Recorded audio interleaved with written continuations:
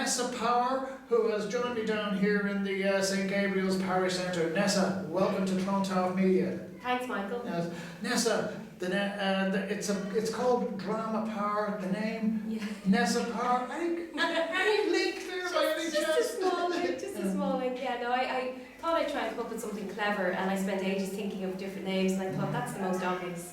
So I just went with that. It was snappy. Yeah, but looking at both your resume and your website, I mean, to say you are a drama teacher, it's a bit like saying Gordon Ramsay does a bit of cooking. It's a bit more than that, really, isn't it? It is. It's a little bit more than that. The way I see this is I'm also a drama therapist, so I do this drama facilitation in a very nurturing way, so that the classes are small. It's not about performing monkeys by any means, it's about the process.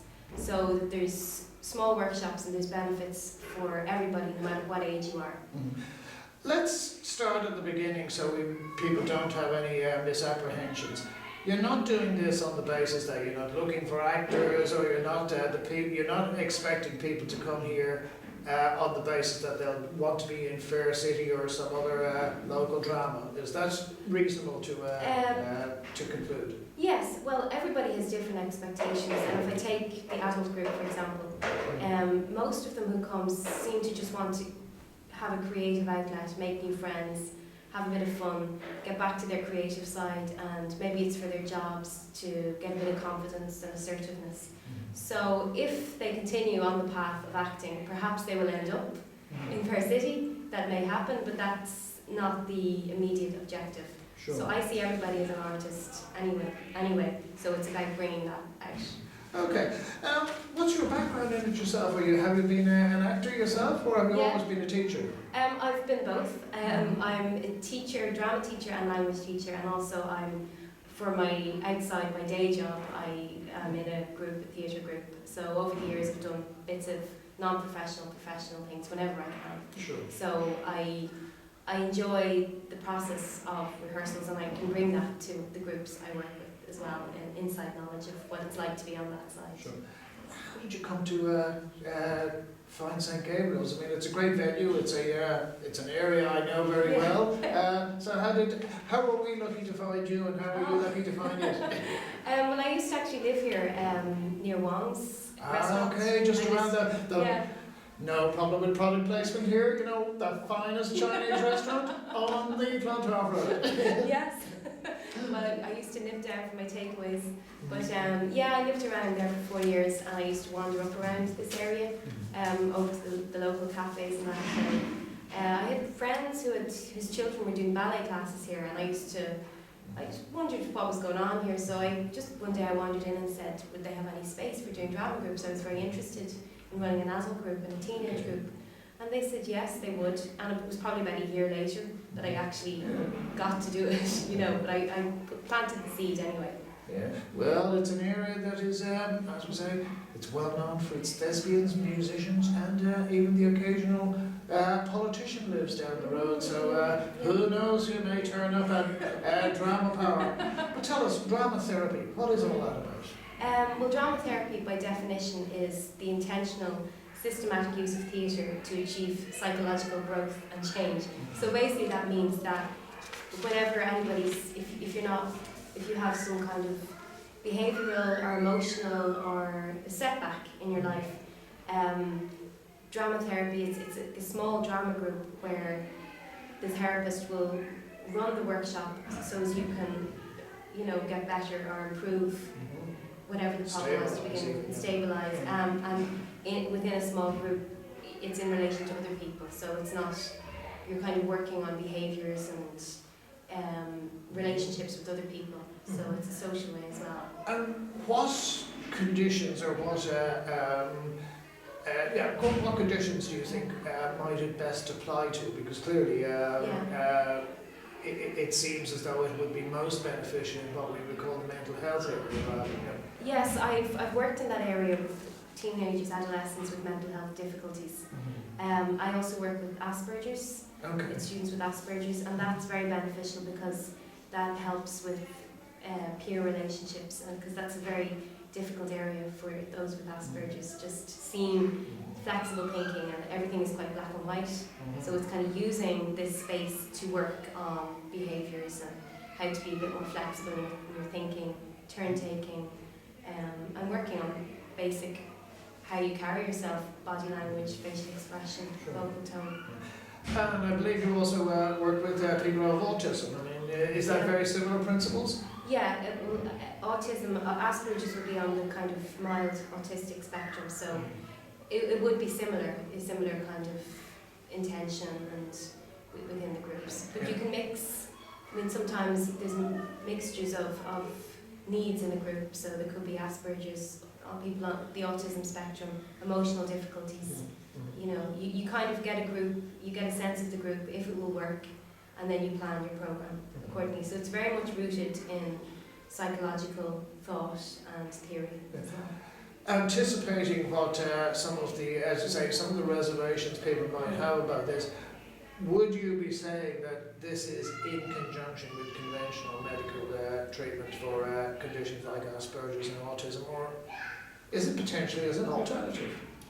I think the Aspire and the agencies in Ireland are seeing it now, are beginning to see this as a very powerful intervention. The medical profession haven't yet embraced it as much as in the UK or in the States, but we're getting there. There's a lot of, from IACAT, the Irish Association of Creative Arts Therapists, are really lobbying for this to be a more recognised therapy in Ireland. So it is growing. Well, in the final analysis, the results will essentially determine whether to use the term, it gets traction or not. Yeah, exactly. I've been working in this area for a few years, and there are, parents, in discussion with parents and teachers, we've seen results, with those. Again, not wishing to digress, does it seem to be more effective with younger people or adults, or is there a great deal of difference one way? DramaTherapy? Yes. It's, I suppose, with adults, maybe DramaTherapy, you've got further to go to kind of, as children we're more open to everything. I was about to say, all codgers like myself, we've built up years and years of self-consciousness. That's it. And even if you're working with just a drama group or DramaTherapy, you've further to go, so you might need to use more dramatic play and a kind of a softer approach to get to the point where it can really be effective. Yeah. And how structured is it in that sense of the word? I mean, are you going to be having people with Asperger's saying, well, today we're going to do the Merchant of Venice, or is it, as you say, a series of workshops and a series of exercises? Well, the workshops, there's a series of exercises, and you build up to the point where the members are quite open to whatever's going to happen. And it really depends on the group, because some groups there'd be a real thirst for knowledge and for theatrical script and for really getting behind the greats of theatre. So I would definitely bring that in to the group. And with Asperger's, I suppose there's a lot of gifted individuals out there who want to know more, who they want to practice what they're learning about, because there's so much inflow going in that it's kind of an outflow of creatively expressing all that. It's almost very radical in the sense, because in the day when I was younger, as we say, almost the approach to mental health was you need more reality, whereas what this approach seems to be is perhaps you don't, that reality is contributing to the issue in the first place. I'm just thinking out loud here, Nessa. How do you feel about that? Well, I don't think it's dismissing reality. I think everything to do with theatre is finding the bits in yourself that can correspond with the character. I don't think it's not about imitation or putting stuff on. Certainly not the way I work anyway. Okay. I think it's a side-on approach to mental health. It's like using the side door rather than the front door. Okay. So it's kind of oblique. It goes around it. An interesting piece of imagery there. Yeah. Something else I was very interested to hear about is that you also do drama and language. Tell us about that.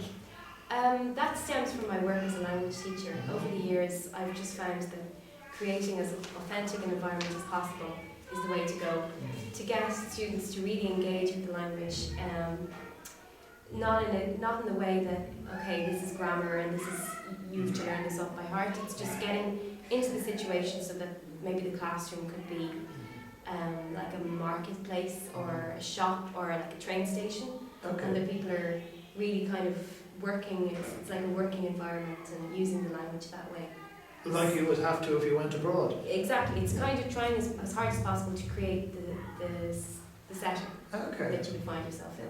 And how intense is that? Because I mean, what I've found is that when you don't have a choice, like when you're in a foreign country and you're there for a while, you're obliged to at least get to deal with the language, whereas in a classroom environment, you do French for an hour and then you go back to speaking whatever, whereas you don't get that luxury when you have to use it. Is it something along those lines that you would approach? So do you mean that when you go out of the classroom you're back into the world? Yes, yeah, whereas when you're in a foreign country, that's what you have. You've got the newspapers in that language, you've got the television, you've got the radio, you've got the man at the bus station, the person in the butcher shop. You have to learn all those things or go hungry and sleep in the streets. Yeah. Well, it's just, you know, we're realistic about it. It's not that you're going to go out and go to maths class or to the next class, whatever. But for that 40 minutes or for that hour, that you try not to think of anything else outside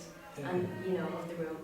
So because it's a learning situation, there is a chance for me as facilitator, as teacher, to help and to go around and maybe to get students working together in groups so it's they can help each other as well.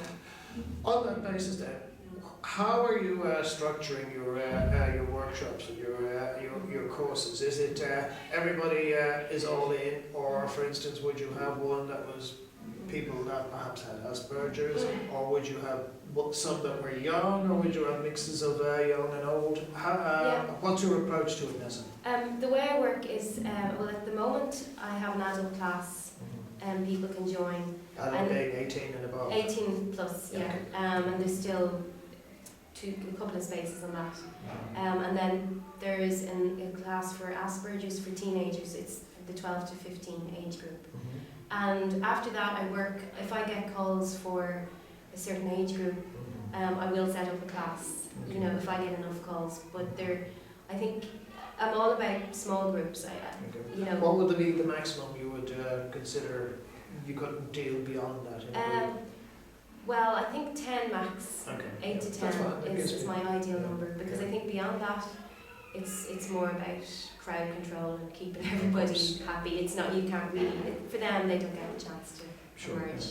And how long would a course last, or a series of workshops last? It's 10 weeks. It's 10 weeks? Yeah, 10 weeks. Nice round numbers all around? 10 in the class, 10 weeks? Yeah. And I always give people the option to take the first class for free to see if they like it. Sure. Is that the same with the languages as well? Yeah, that would be the case with all the workshops. Okay. So that people, again, as I say, they're not coming here with any false impressions. What would you be saying to them at the end of 10 weeks, irrespective of whether you're coming in as somebody with autism, or whether you're coming to learn languages, or you're just an adult who might be retired? What would you say at the end of 10 weeks you will get out of this, assuming that they put in the what we would call the required effort, or the required enthusiasm? I'd say they'd emerge having made some new friends, having had a lot of fun, feeling quite positive about themselves and about life, possibly having engaged with some new roles and understanding how to act in situations, life situations a bit better. I think just in general, carrying yourself with a little bit more. You might even discover some secrets about yourself. Yeah. Interestingly, you didn't say you'll be going home and reading King Lear in 10 weeks' time. That can happen, but I'm not forcing that on anybody. I think a natural curiosity will emerge. Okay, a lot of drama courses or drama schools, usually the selling point is we'll put it on in the barn in 10 weeks' time and you'll be in it. You're not going down that path, or do you have plans to go down that path? With the adults, for the last course we actually had a performance at the end, and that's something that In here? We had it in here, yeah. Oh, well, there's a very nice little auditorium around the other venue. Yes, there is. Yes, We haven't used that venue yet. We've used just the classroom. Okay. But we would have plans to go that way. But it was just a small performance for family and friends, and I think it gives a feeling of what it's like to be in a small performance. The work that goes into it, the rehearsal, the nerves, all of that, and what you can get from that. And the way I'm working this term is I'm sort of devising. We're trying to devise a theatre piece together. So it's something that's quite organic this time, because I think it lines up with the principles I have. So the class will write it as well? Create it. We will create it. Yeah, I'll probably be the person holding the pen, but as it has to be. Yeah. Well, perhaps if you go down that path, we might even be in a position to record it for you and get them all. Keep it for posterity. Yes. The archives. How then? You were saying that it's oriented towards all 15 upwards. How do people contact you to find out a bit more? Yeah, well, I have the website is www.dramapower.com. That is true. Yeah, and on the website there's a way of sending me an email, a query form, and also if people want to call me, the number's on the website, or I can give them that. Well, we'll consider putting that out, because we don't want all these stalkers as well. If an attractive woman like yourself, as will, if they're interested enough to go to the website and find out a bit more, they might. What about somebody saying, well, that's great, I can read all about that, I'd like to come down and have a look. You have a problem with that? No, for people. Yes, before they sign up, that they actually have to see it. The first class is free, so people come down. Okay, so the first class is a trial. It's a try. It's a try it. Yeah. And but you're guaranteed to love it so much you'll be back. Okay. You're down here in the St. Gabriel's Parish Centre. When does it take place? Monday? Mondays, yeah. The adult class is 7:30 to 9. Okay. And there's a class for the younger 12 to 15 age group. And that's mainly with aspergers and emotional needs.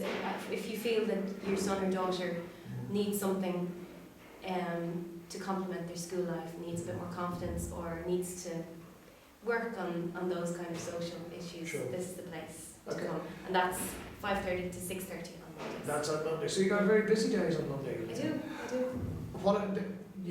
I presume your existing ones are. You wouldn't want people to be joining them. When would the next ones be starting? Or? Well, the younger class, the 5:30 to 6:30, has not begun yet. So we're still. Okay, so you're still waiting to fill that. Okay. That'll be in the next couple of weeks. The adult class have begun, but people can join. It's only just begun, so people can call me if they wish to begin in the next week or two. Okay, look, Nessa, I think it's a fabulous idea, and I have no doubt that others, when they see this and hear this, I'm very optimistic that they will feel the same. So, Nessa Power, all the best with DramaPower, and welcome to Clontarf. Okay, thank you very much.